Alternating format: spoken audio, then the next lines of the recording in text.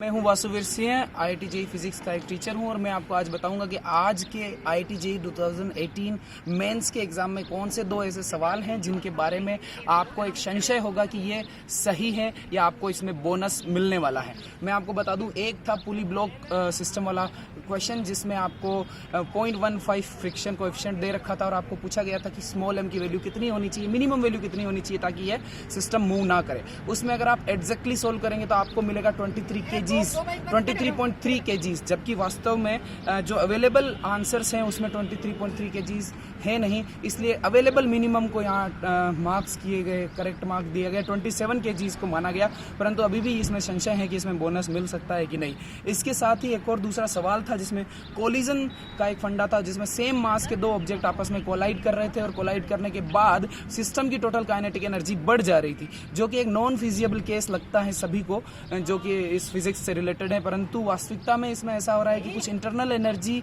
का भी कुछ योगदान माना जाएगा और इसको मैथमेटिकली पूर्ण रूप से सोल्व किया जाएगा। और मैथमेटिकली करने के लिए इसमें कुछ खास नहीं, काइनेटिक एनर्जी के चेंजेस को दिए गए चेंजेस के साथ बराबर करना है एवं हमें यूज़ करना है मोमेंटम कंजर्वेशन, और उसके बाद हमें एग्जैक्टली आंसर मिल जाता है V0/√2।